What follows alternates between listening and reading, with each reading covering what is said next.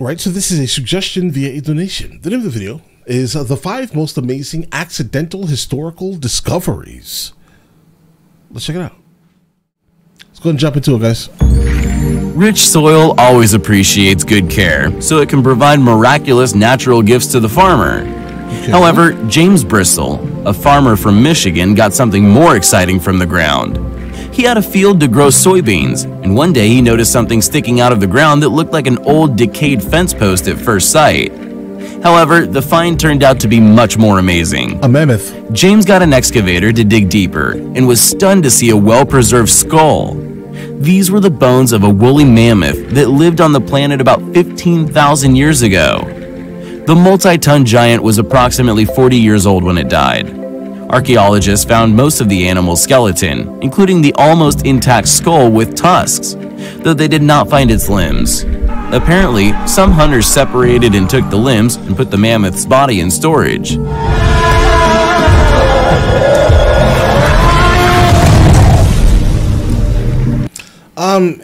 Almost 15,000 years ago? About what? Well, I guess that's about right. Never mind. I was about to bring up the fact that 12,000 years is basically out of limit. It is noteworthy that James exercised his right to keep some of the mammoth remains and gave most of the bones and the skull to a local museum. That was the first discovery. Let's see what's next.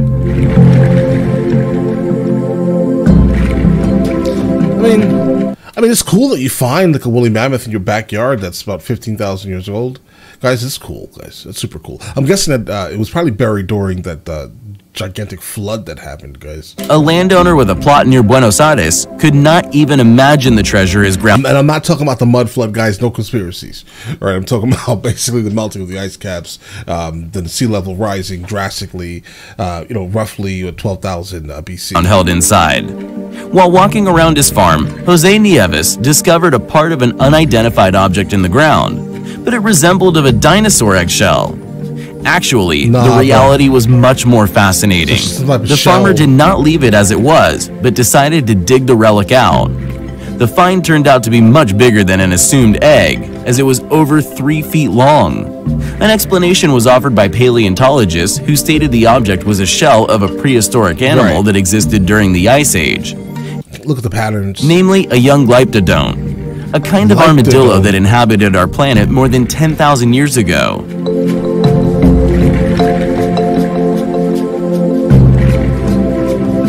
The discovery was unique, as the osseous structure was well preserved considering the time since the animal died. Absolutely. This find shows how amazing and mysterious nature is, as it stores numerous valuable puzzles of our past. Think about that one there, guys. I'm sure that they have someone that digs up fossils in that country. They probably should have hired them rather than the actual farmer himself going back there and desecrating the scene, guys. I mean, that would have been an amazing find. I mean, don't get me wrong, it is an amazing find, but I'm pretty sure that they would have at least taken a little bit more care, with removing it from the ground. Valuable puzzles of our past. Looks like there's a hole in it. A famous discovery was made by mere chance. In March 1974, a peasant from Jean went to the mountains to dig a well.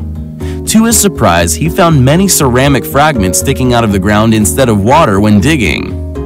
This became one of the most significant archaeological finds of all time. The Terracotta Army of Qin Shi Huang, the emperor who united isolated Chinese states into a single empire in the 3rd century BC. The notable historic relic dates back to 210 to 209 BC. Each of 8,000 warriors is a full-size statue made of clay that weighs about 135 kilograms. The weight of each horse is 335 kilograms. The baked material was covered with a special organic substance and painted. The innumerable army buried 1.5 kilometers from the emperor's tomb instead of real warriors is believed to be an ancient way for a leader to affirm his total authority.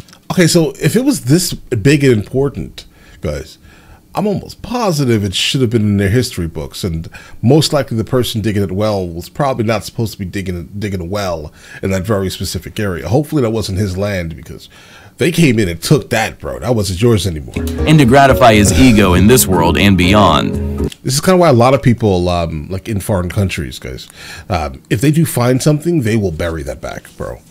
I'm telling you guys. Like in Spain, it's pretty notorious, bro. Like if you are, let's say you buy some land and you want to dig a pool, and accidentally, well, not accidentally, but somehow you end up running upon some type of mass burial ground, let's say, guys, which is not uncommon. Yeah, obviously you should probably tell someone, but understand once you do that, you're going to lose your land. They're going to give you whatever they want to give you for that land. And so unfortunately, or fortunately, I guess, whatever it is, guys, a lot of people will go and they'll get like the guns and whatever jewelry is there, and then all that stuff will end up on like some type of market, right? And those bodies will be buried right back under the ground, and a pool will be put right on top of them. Right? You know, eminent domain is an interesting thing in these foreign lands, guys. Right? But all right, let's get it. More than 700,000 people worked for 38 years to build the Qin Shi Huang's mausoleum and create his terracotta army. In the mid-1930s, an extraordinary discovery was made not far from Baghdad. The battery. Some pottery jars that looked not far from Baghdad means Babylon, guys. Quite simple at first sight.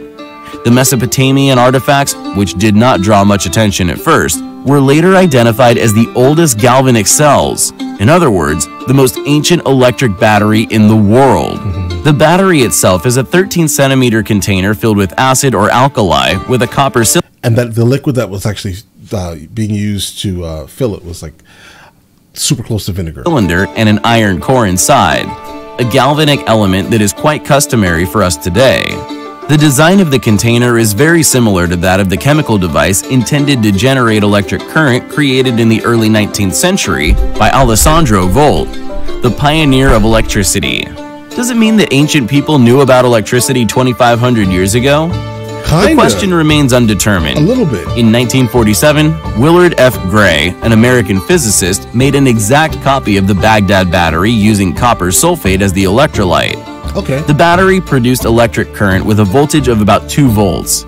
In Mythbusters episode 29, copies of the Baghdad battery were tested. Carey, Grant, and Troy managed to generate 4 volts of current using some lemon juice as the electrolyte. Holy, we have 4 volts! And that's a really good thing. I mean, luckily they use like a solid acid, guys. But back in the day, it was basically vinegar, right? They wish they had lemon juice. Okay, that's why you're getting double. And for the most part, it was used. Well, obviously, we can just speculate what the Baghdad battery was used for, but I like speculating, right? So for example, some type of like electroplating or electrochemical something like done through the electrochemical process, something like that, guys. Maybe electroplating gold on top of things. Like if you find these old ancient things that you think are fully gold, they're probably just plated, right? And they're probably using the Baghdad battery to electroplate like gold or silver or whatever it is on top of things, guys. That's my overall speculation, but again, no one knows, so let's get it. Days are very much alike for coal miners, especially those working in the rural Siberian Taisul region of Kemerovo Oblast. Taisul. On September 5th, 1969, miners working in a coal mine at a depth of 70 meters saw a 2-meter marble sarcophagus. The artifact was hoisted to the surface of the ground, and the miners, driven by curiosity, opened the cover. There was a mummified body of a young girl inside, flooded with a pinkish liquid. She had white skin and thick chestnut hair. That very evening, special service agents arrived in the village and loaded the sarcophagus into a helicopter. The discovery was named Taisul Princess. Scientists were stunned.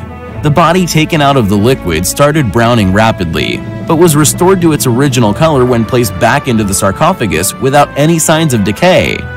It turned out to be impossible to determine the production technique and the content of the liquid filling the coffin. It is reasonable to assume that the girl belonged to a civilization that was much more highly developed than ours. However, there is no reference to the mysterious Taisul princess in scientific publications or news feeds. There are no authentic video materials to prove this exceptional discovery. Right.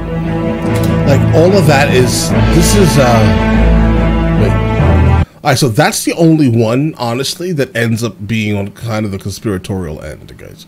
The Taisul princess is basically spoken of in jest, purely.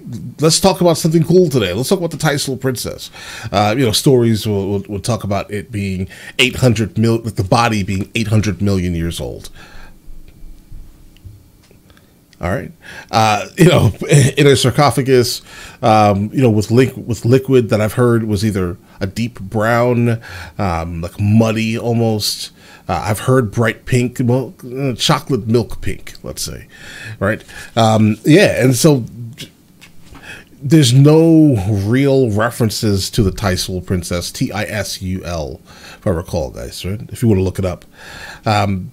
There's just nothing really strong, on the topic to even dig into other than just conspiracies, guys. But all right, listen. Let me know in the comments of the next one of these I should be checking out, and I will get into that as soon as I possibly can, all right? And listen, you guys all have an absolutely amazing day, and enjoy your day thoroughly.